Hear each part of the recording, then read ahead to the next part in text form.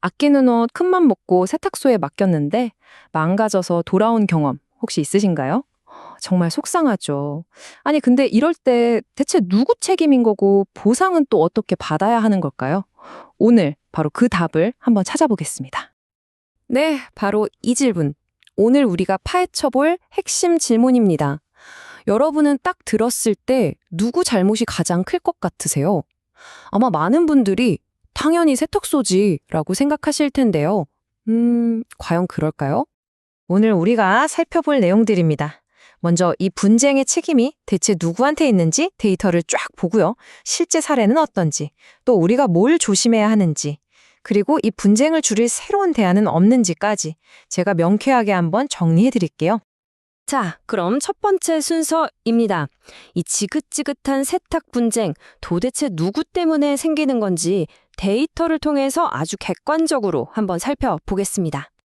한국소비자원 자료를 보니까요, 이 세탁 서비스가 매년 소비자 불만 순위 상위권에 오르는 단골 손님이라고 해요. 더 놀라운 건 뭐냐면 이런 분쟁이 줄어드는 게 아니라 계속해서 늘고 있다는 겁니다. 자, 이 그래프가 정말 흥미롭습니다.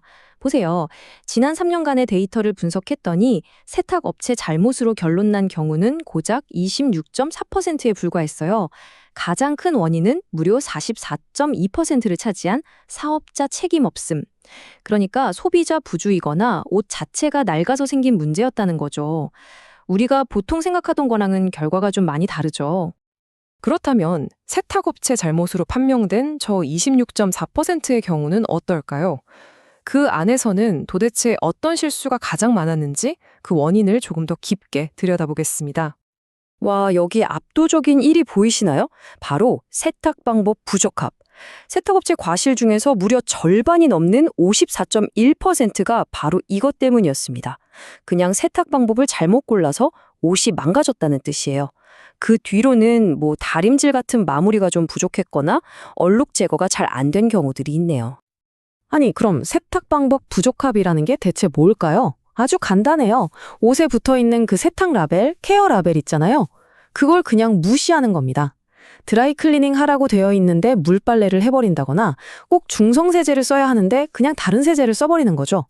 이게 효율 때문에 그럴 수는 있겠지만 결과적으로 우리 옷에는 정말 치명적인 손상을 입히게 됩니다.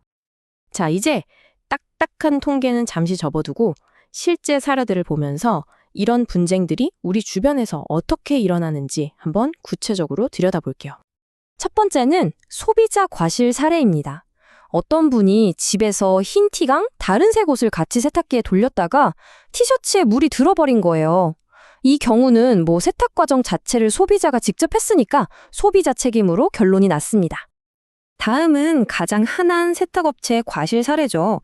점퍼를 맡겼는데 찾아보니 전체적으로 누렇게 변해버린 거예요.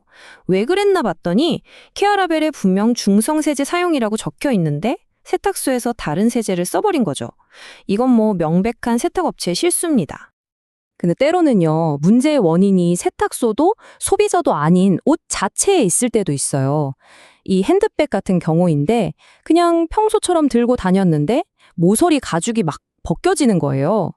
이건 세탁이나 사용의 문제가 아니라 애초에 만들 때부터 내구성이 약하게 만들어진 제조 불량으로 판정됐습니다. 마지막으로 내용 연수라는 개념, 이거 중요합니다. 2017년에 산 재킷이 6년이 지난 2023년에 보니까 색이 발해 있었어요.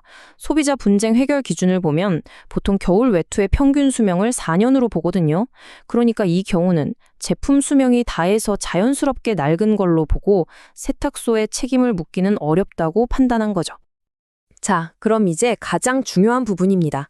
이런 속상한 일을 막으려면 우리 소비자들이 뭘 할 수 있을까요? 세탁소 가기 전으로 꼭 챙겨야 할 체크리스트 지금 바로 알려드릴게요. 소비자원이 딱 4가지를 권고하는데요. 첫째, 옷 맡길 때 직원분이랑 같이 어디 흠집 없나 얼룩 없나 확인하고 인수증에 꼭 적어두는 게 좋습니다. 둘째, 세탁 다 됐다고 하면 미루지 말고 가능한 한 빨리 찾아오세요. 셋째, 그리고 이게 제일 중요한데 옷을 찾자마자 그 자리에서 바로 혹시 새로 생긴 문제는 없는지 꼼꼼히 살펴보는 겁니다. 마지막으로 만약 문제가 발견됐다면 손해배상 청구는 옷을 받은 날로부터 6개월 안에 해야 한다는 점, 이거 꼭 기억해 주세요. 이제 좀 시야를 넓혀서요. 이런 분쟁 자체를 좀 줄여보자 하고 제시되고 있는 새로운 시스템적인 해결책에 대해서도 한번 알아보겠습니다.